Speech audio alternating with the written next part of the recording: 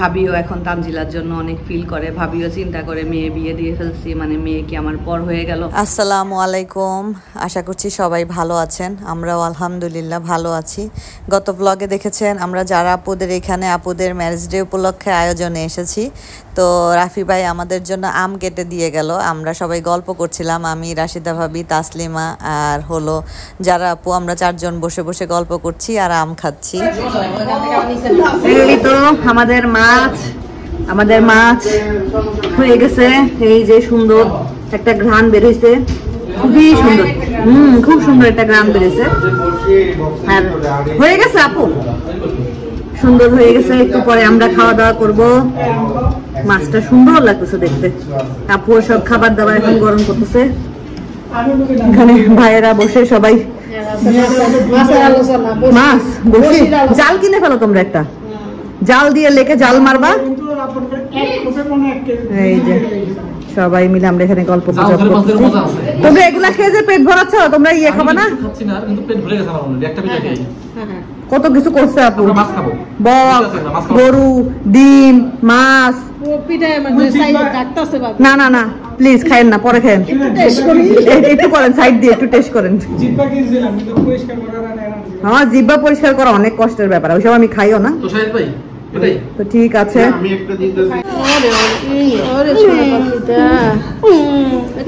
ভাইয়া কত ইয়ে করতেছে বোনরে হাসানোর জন্য। ভাবির কাছে আবার থাকে মাশাআল্লাহ। ভাবির কোলের মধ্যে গিয়ে ভাবির গলা ধরছে, কি সুন্দর গলা ধরে। একটা ছবি তুলে দি, আসো বাবা আসো, ধরো। এই যে আপুর খাবার দাবার সব রেডি করে ফেলছে। এই যে এখানে হলো সালাদ, তারপরে আজকে স্পেশাল একটা খাবার আছে আপুর বাসায়, সেটা হলো বকের মাংস। সবাই খুবই ব্যস্ত। ওরে আল্লাহ রে, আপু দুনিয়া রান্না বান্না করছে। এখানে যে ডিম,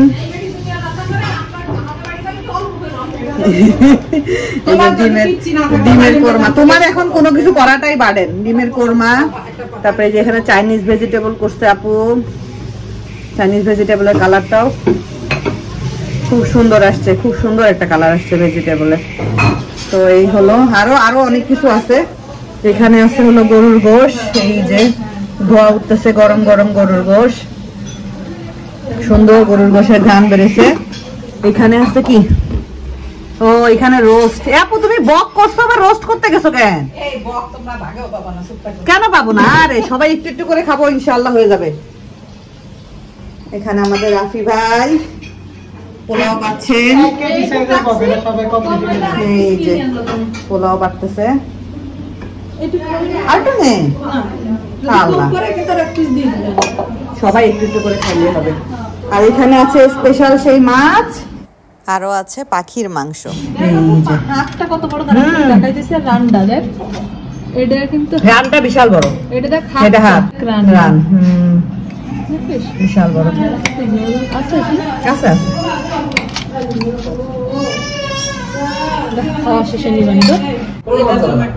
এই তো আপু যা যা করছে সব সুন্দর সাজাই ফেলছে। খাবার তো দেখাইলাম কি কি, এই যে সুন্দর মতো একদম সাজানো খাবার দাবার। একটা জিনিস নতুন আছে, সেটা দেখানো হয়নি, সেটা হলো গুড়ের পায়েস। এই তো, আর খুব সুন্দর সার্ভিং ডিশটা, খুবই সুন্দর। এটা নাকি একটা স্যুপ বোল ছিল, বল না স্যুপ কি বলা যায়, পট, স্যুপ পট, খুবই সুন্দর। আপু এটা দেশ থেকে নিয়ে আসছে। আর এখানে তো আরো অনেক রকমের খাবার দাবার আছে। এই যে কি সুন্দর করে সাজাইছে আপু, অনেক পরিশ্রম করছে আপু সারাদিনে। এইখানে ভাবি হলো, ভাবির কোলে জান্নাত ঘুমাই গেছে, জান্নাতের ঘুমের টাইম এখন।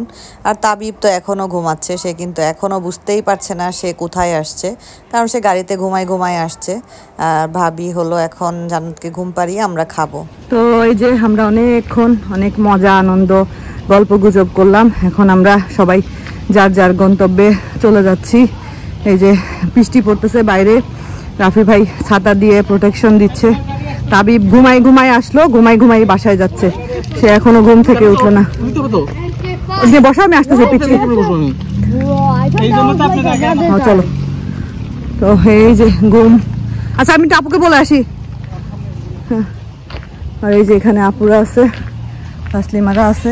তো যাই, গিয়ে সবার কাছ থেকে বিদায় টিদায় নিয়ে আসি। বুড়িও ঘুম, বুড়িকে ড্রপ করে আমরা বাসায় যাব। আমরা তো চলে আসছি যারা আপুদের বাসা থেকে। তাসলিমাকে ড্রপ করে আমরা বাসায় আসতে আসতে বেজে গেছে রাত 12:30। আমার 2 বাচ্চাই গাড়ির মধ্যে। তো তাবিব তো ঘুমাইতে আসছে, বাসায় এসে তার ঘুম ভাঙছে। তোষানও গাড়ির মধ্যে ঘুমাই গেছিল। তো কথা হইলো যেটা, সেটা হলো এখন বাজে আমি দেখাচ্ছি আপনাদেরকে। এখন কেমন দেখাবো ঘড়ির টাইমটা, এই যে এখন বাজে রাত 1টা। তোষান পুরা ঘুমাই গেছিল। ঘুমার বাচ্চা আমার বাসায় এসে জেগে গেল। জেগে গিয়ে সে তার মার জন্য হ্যাপি মাদার্স ডে কার্ড বানাইলো এতক্ষণ বসে বসে। এই যে আমার বাচ্চা আমার জন্য হ্যাপি মাদার্স ডে কার্ড বানাইছে। আমি খুলবো না, ধরো। তো এখানে সুন্দর করে কি লিখছো তোষান? তুমি সামনে যাও, বলো you are happy Mother's Day. হ্যাঁ, কিসি মজি happiness love I. Okay, you are the best mom in the world. মাশাআল্লাহ, love you mom. Love you mom. আমার বাচ্চাটা এই যে ঘুম থেকে উঠে এই যে রাত্রে বেলা ইয়ে করে কি জানি বলে, এতক্ষণ ধরে জেগে জেগে সে আমার জন্য এই হ্যাপি মাদার্স ডে কার্ডটা বানাইছে। বাচ্চা হাতে কালারও লেগে গেছে। তোমার জন্য অনেক অনেক দোয়া পাখি, অনেক অনেক দোয়া। আল্লাহ তোমাকে নেক হায়াত দিক, আল্লাহ তোমাকে বড় করুক, আল্লাহ তোমাকে ভালো রাখুক, আল্লাহ তোমাকে সুস্থ রাখুক, আল্লাহ তোমাকে সবার দোয়া সবার ভালোবাসা নিয়ে ভালোভাবে সারা জীবন কাটানোর তৌফিক দান করুক। তুমি সবার মনের আশা পূরণ করবা, কখনো কারো মনে কষ্ট দিবা না, কখনো কারোর সাথে খারাপ ব্যবহার করবা না, সবাইকে সব সময় ভালোবাসবা, সব সময় সবার পাশে থাকবা, সবাইকে হেল্প করবা। ঠিক আছে মা? আমি অনেক দোয়া করি বাবা, অনেক অনেক। তুমি এখন ঘুমায় যাও। খুব সুন্দর, আমার লাইফের বেস্ট গিফট এটা, আমার লাইফের বেস্ট গিফট বাবা। অনেক সুন্দর হয়েছে মা, থ্যাংক ইউ বাচ্চা। তুমি নিতে পারো। কালকে রাত্রে তো অনেক রাত করে বাসায় আসলাম। তারপরে তোষানের উইশ কার্ড নিয়ে কতক্ষণ তোষানের সাথে গল্প করলাম। তোষান আমার জন্য বানিয়েছিল হ্যাপি মাদার্স ডে সুন্দর একটা কার্ড। আর এই তো সকালবেলা নাস্তা টাস্তা শেষ করে আজকে হলো কচু শাক নিয়ে বসছি। এখানে অনেক কচু শাক আছে, কচুর ডাটা সহ শাক। এটা হলো রাফি ভাই এনেছে। ওই যে আমরা হুলুলাঙ্গাতে অনেকবার গিয়েছি, আপনারা দেখেছেন। একটা ফার্মে গিয়েছি আমরা, যেখানে আমরা কোরবানি দিয়েছিলাম। তো সেইখানে থেকে রাফি ভাই নিয়ে এসেছে। ভাই গিয়েছিল ওইখানে। তো আমি বলেছিলাম ভাই কচু শাক পাইলে একটু নিয়ে আসবেন। ফ্রিজে 3-4টা ইলিশ মাছের মাথা আর লেজ জমে আছে। তো ভাই অনেক নিয়ে আসছে। এখন সবাই মিলে এটা তো খাবো। আমি এটাকে এখন প্রসেসিং করছি। কচু শাক কাটতে গেলে হাতের অবস্থা একদম খারাপ হয়ে যায়। হ্যান্ড গ্লোভস পরা ছিল, পরে হ্যান্ড গ্লোভস দিয়ে আর কাজ হচ্ছিল না বলে হাতের হ্যান্ড গ্লোভস খুলে এখন নিজে সরাসরি হাত দিয়ে কাটা শুরু করে দিয়েছি। তো অনেক সময় লাগবে বুঝতে পারছি, কারণ যেহেতু অনেকখানি শাক আছে। তো প্রায় 2 ঘন্টা লাগছে আমার এই কচু শাকগুলো বাছতে। কারণ ডাটা তো সবগুলা, ডাটাটাই বেশি মজা। আমি আগে না ডাটা খেতাম না, আমি কচু শাক খেতাম। তো রাশিদা ভাবির কাছ থেকে যেদিন থেকে জানতে পারলাম যে ডাটাটাই বেশি মজা, সেদিন থেকে ডাটা খাওয়া শুরু করছি। তো কচু শাক কেটে তো ফেলছি, কেটে অনেকক্ষণ রাখছিও। এখন এগুলাকে আজকে আর কিছু করব না, এগুলাকে আজকে ধুয়ে টুয়ে রেখে দিব আর কি। হাত না চুলকাইলেই হয়, কারণ কাটার পরে পানিতে দিলে হাত চুলকানো শুরু হয়ে যায়। অবশ্য কাটার পর অনেকক্ষণ রেখে দিছিলাম, কষ টস যা ছিল তা সম্ভবত না থাকারই কথা। এখন যাই হোক, এখানে পানিতে ভিজায় রাখি, তারপরে হলো এগুলাকে যা করার করব। যদি পারি সিদ্ধ করে রেখে দিব, কারণ আজকে তো রান্না করব না। এতগুলা কচু শাক ইচ্ছা আছে সবাইকে নিয়েই খাওয়ার, সবাইকে দিয়ে তারপর ইনশাল্লাহ খাবো। আর এখানে ইলিশ মাছের যে কয়টা মাথা ঘরে আছে সবগুলোই দিয়ে দিব ইনশাল্লাহ। তো ঠিক আছে, এগুলাকে আমি এখন পানিতে ভিজিয়ে রাখি।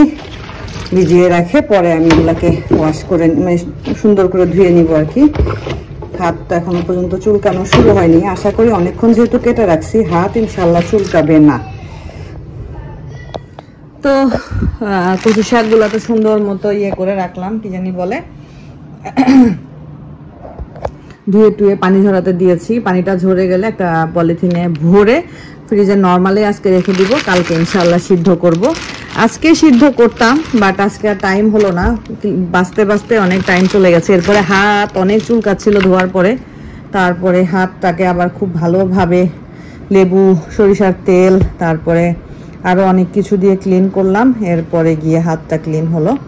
তো এখানে খুব মূল্যবান, মহামূল্যবান জিনিস আছে, যেটা আসলে কোনো কিছু দিয়ে এই জিনিসের তুলনা করা যাবে না। 2টা জায়নামাজ আর আমাদের পবিত্র জমজম কূপের পানি। তো এখানে 2টা পানির বোতল আর 2টা জায়নামাজ দেখতে পাচ্ছেন। এগুলো পকেট জায়নামাজ, সম্ভবত ট্রাভেল করলে সাথে করে নেওয়া যাবে। খুবই ভালো হয়েছে। তো এখানে একটা রাশেদা ভাবির, একটা আমার, একটা পানির বোতল রাশেদা ভাবির, একটা পানির বোতল আমার। তো একটা জায়নামাজ আমি একটু খুলে আবার ভিতরে ঢুকায় রাখবো। তারপরে বলছি এগুলো আমাদেরকে কে দিয়েছেন। আর এই যে খুব সুন্দর ছোট্ট একটা ব্যাগের মধ্যে খুব সুন্দর একটা মহামূল্যবান জিনিস, এই জায়নামাজটা। এটা আমরা যেখানে যাই, আমরা অনেক জায়গায় ঘুরতে টুরতে যাই, এটা আমাদের গাড়ির মধ্যে রাখলে খুবই ভালো হবে, ট্রাভেল করার সময় খুবই কাজে লাগবে। খুব সুন্দর, খুবই সুন্দর। কয়েকদিন আগেও একটা জায়নামাজ পেয়েছি, পানির বোতল, মানে জমজমের পানি পেয়েছি। আলহামদুলিল্লাহ খুব ভালো লাগে যখন কেউ পবিত্র আমাদের নবী রাসূলের দেশে যায়, আল্লাহর ঘরে যায়, গিয়ে যখন আমাদের কথা মনে করে আমাদের জন্য কিছু নিয়ে আসেন, সেটার কৃতজ্ঞতা, সেটার ভালোবাসা বলে প্রকাশ করা সম্ভব না। তো সেইটা আসলে কি বলবো। আমাদের একজন পরিচিত আন্টি আছেন, আমি খালাম্মা ডাকি। তো খালাম্মা আমাদের, আমার রাশেদা ভাবি, তারপরে তাসলিমা, সবার মোটামুটি আমাদের সাথে কথা হয়, পরিচিত। আমার সাথে ফার্স্টে পরিচয় হয়েছিল। আন্টি মাঝে মধ্যে মালয়েশিয়া আসেন, ঘুরে টুরে আবার চলে যান। তো উনি ওমরাতে গিয়েছিলেন, ওমরায় গিয়ে আমাদের জন্য নিয়ে এসেছেন। যারা আপুর জন্য একটা জমজমের পানি এনেছেন, ওটা আপুকে পৌঁছাই দিচ্ছি। আর এই তো ভাবিরটা ভাবিকে পৌঁছাই দিব, আর আমারটা আমি রেখে দিব। তো আরো একটা মহামূল্যবান গিফট কালকে পেয়েছি, যে মানুষটা এখন আমাদের মধ্যে নেই, বাট কয়দিন আগে আমাদের মধ্যে ছিলেন। উনি এখন দেশে চলে গেছেন। আমার শ্বশুর আব্বার জন্য, যারা আপু অনেক আগে, মানে আব্বা থাকা অবস্থায় বাংলাদেশ থেকে একজনের কাছে আব্বার জন্য একটা পাঞ্জাবি অর্ডার করেছিলেন, যে আব্বা যাওয়ার আগে আব্বাকে দিবেন। তো আব্বা চলে গেছেন, তো যার কাছে পাঞ্জাবি আনতে দিয়েছিলেন উনি তখনও আসেননি। তো তখনই আপু বলছিল যে আমি আঙ্কেলের জন্য একটা পাঞ্জাবি অর্ডার করছি। যারা আপুর বাবা মারা গেছেন, আঙ্কেল দোয়া করবেন সবাই যেন আল্লাহ বেহেশত নসিব করে। এই মে মাসের 24 তারিখে আপুর বাবা মারা গেছেন, 1 বছর হবে আপুর বাবার মৃত্যু। তো আমরা দোয়া করি আমাদের খালুজান, আল্লাহ যেন তাকে বেহেশত নসিব করেন। এগুলো বলতে গেলে আমার গায়ের লোম দাঁড়ায় যায়। খুবই কষ্টের কথা, যেটা একটা সন্তান জানেন যার বাবা বা মা মারা গেছেন, এটা যে কতটা কষ্টের। তো আপু হলো আব্বাকে আব্বা দেখতে অনেকটা আপুর আব্বার মতন। তো আপু আব্বাকে খুবই করেন। তো সেই হিসাবে আব্বা যেহেতু সবসময় সাদা পাঞ্জাবি পরে, আব্বার জন্য এই সাদা পাঞ্জাবি, সাদা কাজ করা, এটা আপু আনিয়েছেন দেশ থেকে। আব্বা চলে গেছেন, আব্বা যাওয়ার পরে মালয়েশিয়ায় আব্বার পাঞ্জাবিটা পৌঁছেছে। আপু কালকে আমাকে এটা দিয়েছে, দিয়ে বলেছে নিশি এটা আঙ্কেলকে পৌঁছাই দিবা। ইনশাল্লাহ এই পাঞ্জাবি আব্বার কাছে পৌঁছবে, এবং ইনশাল্লাহ দোয়া করি আব্বাই পাঞ্জাবি পরে একটা ছবি তুলে আমি পাঠাতে বলবো, সেই ছবি আপুকে দেখাবো ইনশাল্লাহ। আল্লাহ আমার এই আশাটা তুমি পূরণ করো। তো একদম আব্বার সাইজের, আব্বা যে সাইজের পাঞ্জাবি পরে সেই সাইজেরই পাঞ্জাবিটাও খুবই সুন্দর। এই তো আপনাদের সাথে একটু কথা বলতে বসলাম। কালকে তো দাওয়াত খেলাম, আলহামদুলিল্লাহ সবার সাথে খুব সুন্দর সময় কাটিয়েছে। আজকে মা দিবস, সকল মাকে মা দিবসের শুভেচ্ছা, যারা সন্তানের জন্য অনেক স্যাক্রিফাইস করেন। এখন মা হওয়ার পর এটা বুঝতে পারি, আসলে মা না হলে এই জিনিসটা বোঝা যায় না। তো আমি গতকালকে আমার ভাবির ভিডিওটা আজকে দেখেছি দুপুরের দিকে। তো দেখে খুব খারাপ লাগছিল, কারণ ভাবি আসলে অনেক বেশি ইমোশনাল, কিন্তু সে সেটা প্রকাশ করতে পারে না, এটা একটা জিনিস। আর আসলে মেয়ে বিয়ে দিয়েছে রিসেন্ট, তো স্বাভাবিক, মেয়ে এতদিন মার কাছে ছিল, এখন মেয়ে শ্বশুর বাড়িতে থাকে, মেয়ের শ্বশুর বাড়িতে অনেক দায়িত্ব আছে।